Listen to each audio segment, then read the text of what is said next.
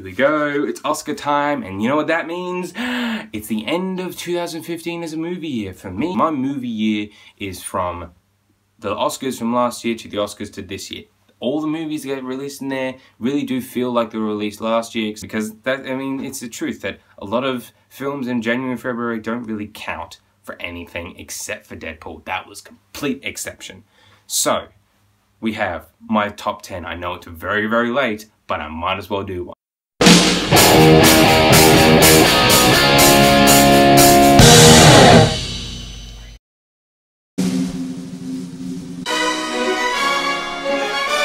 Avengers: Age of Ultron. I'm just gonna stand here for a minute while you take that in. That I've put Avengers: Age of Ultron as number 10 above Mad Max Fury Road, The Hateful Eight, Steve Jobs, The Walk, Ant-Man. You done? Okay. Yes, Avengers: Age of Ultron. That I might be one of the only people that I know of who just completely loved this movie. I can say that me and my girlfriend love it. Jeremy Johns loved it, but didn't put it in his top 10.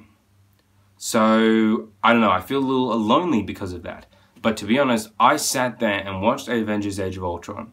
I loved Bruce and Natasha. I loved the Meteor. I loved Ultron. I loved Scarlet Witch. I loved Quicksilver. I love what Joss Whedon did. I love how he wrote it and directed it. The way he wrote and directed it. I love the cinematography. I love how the story flowed. I love the climax. I loved pretty much everything about it except for maybe one scene, and that was Thor and he's, oh, I'm having a vision thing. That could have just been taken out. But the rest of the movie is just fantastic. You take that scene out and I would have said that Avengers is a perfect movie.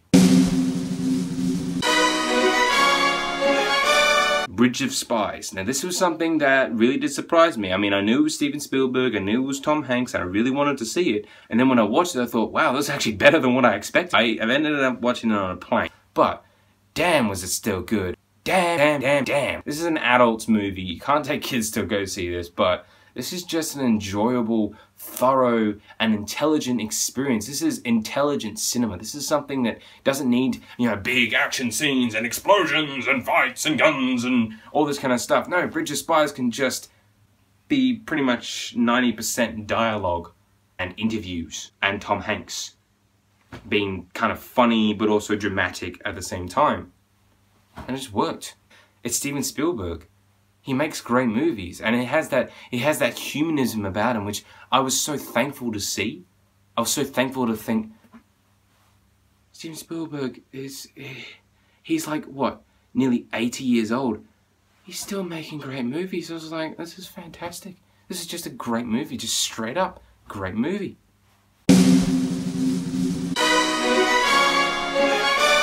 The Martian. The Martian, damn was this fun. This was just a great human movie. Anyone who's ever, you know, struggled with something or tried to survive through something, anything, whether it be big or small, can watch this movie and go, damn, I love humanity. I just love the human spirit. I love the script by Drew Goddard. Ridley Scott directs the hell out of the movie, and I'm so thankful to have him back doing exactly the great stuff that he used to do about 20, 30 years ago, and then kind of... Matt Damon was amazing. The cast was so perfect. Donald Glover stole the scene for me, not just as a Community fan, but he was just a hilarious dude. I wouldn't say The Martian is a comedy. It had comedic elements, but it was still dramatic enough and had that epic feel without also being very intimate and very unique and small, having Matt Damon just be in that habitat. You felt very close to the characters, and I just love that. I love that closeness to the characters, to the story, and that's exactly what The Martian did.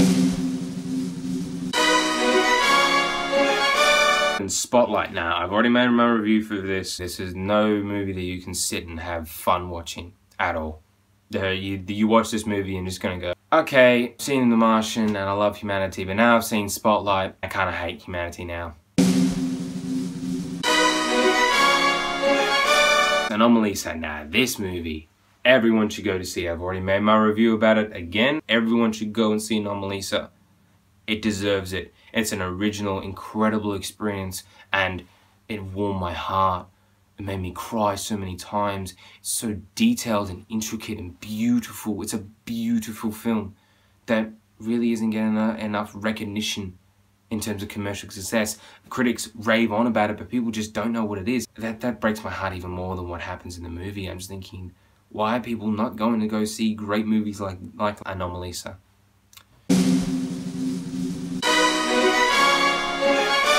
Inside Out. On a happier note, Pixar's great. Pixar's great again.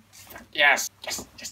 And the short lava at the start was just broke my heart. Just little pieces, just stomped over those pieces and just said, "Cry, you bitch." And I'm like, okay, this is the saddest movie of all time, and it's only 3 minutes long. And then Inside Out happened. I was like, this is one of the best Pixar movies. Big Bang. I like crying for its cotton candy, elephant, dolphin, hobo. I'm sorry, Big Bang. It's so well written, and I was so happy to sit there with my mum as well and watch a Pixar movie and just think, this is not for kids. This can be for kids, but it's also for adults as well, and I love that. Thank you, Pixar. Or Creed. I still think about this movie today. It is probably one of the most inspirational movies I've ever seen. I've actually watched a lot of the Rocky movies, and I gotta say I wasn't a big fan of them. When Creed was coming out, I was like, really? They're gonna reboot Rocky and have it being Apollo Creed's son? But then the reviews came out, Sylvester Stallone, Oscar man, I was like, what? What's going on? I thought, I gotta go see this movie. I gotta go see this movie now. Now! And I pressured my brother, come on, we gotta go see Creed. We're gonna go see Creed now. And he chickened out, and I went to go see it by myself. And I sat there and went,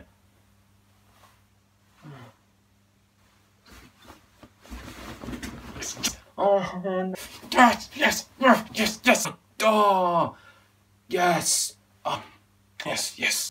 Just, it was the most fist in the air, just, this is a great movie, and I gotta say it's probably the best out of all the Rocky movies. Creed for me was just an amazing experience. It warmed my heart, filled it up, and held it strong in the air. And I walked out of the cinema. My God, and I still think about it today. I still think about that message. I loved Creed.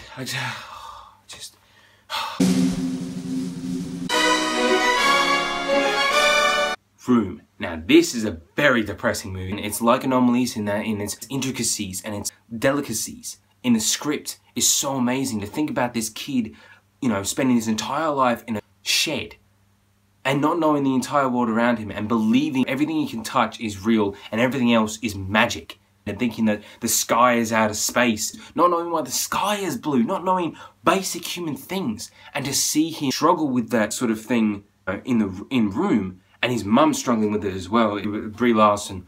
Best female performance I've seen since Charlize Theron in Monster from 2003. But Jacob Tremblay, best child performance I've ever seen. His mind, the mind of a child. This movie captures that, and I was like, oh. And it makes you just think, oh my God, this kid is the cutest kid in the entire history of movies.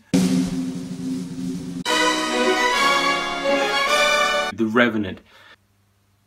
One of the most harrowing, gauntly, ghastly, dark, involving, and brutal films I've ever seen. It's like Birdman there. It's changing me. Every minute of film that I'm seeing is changing me of how films can be and how great and how epic and elegant and brutal and amazing films can really be.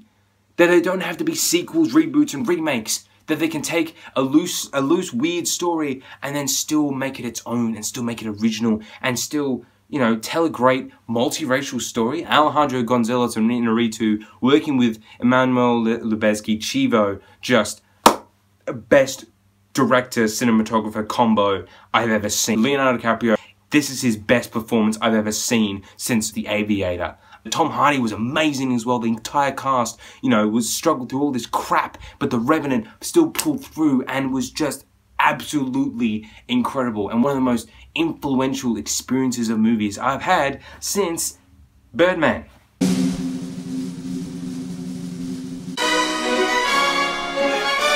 Star Wars: The Force Awakens. What else but Star Wars? Come on. I really don't care about anyone else who says Star Wars was a remake of Episode 4 and, you know, Rey is a Mary Sue and Kylo Ren is a wimp. That's wonderful that you want to believe that, but I just don't. I love Starkiller Base. I love Kylo Ren. Kylo Ren was a better villain than Darth Vader for the first film. In Episode 4, Darth Vader was kind of like, I'm dark, and that's about it. Whereas Kylo Ren was a character. You felt for him. Rey, best character. My favourite. Just straight up. I didn't think she was a Mary Sue. She was in conflict that many times. She struggled with the idea of, do I want to pick up this lightsaber and be a Jedi? No, I don't want to do that. And she runs off. And she gets captured. And, yeah, okay, fine, she finds a way out, but that's what strong women do. She's a strong woman. Star Wars The Force Awakens was the best movie of last year for so many reasons. J.J. Abrams did exactly what he wanted to do. The movie, it brings people in, and it made me feel great about myself. It made me cry. It made me laugh. It made me so happy and so sad in the right moments. It's exactly everything that I ever wanted for a Star Wars movie, ever. It was the best Star Wars experience I've had since watching the first film when I was 5 years old. So, hit that subscribe button. Trust me. Thanks for watching.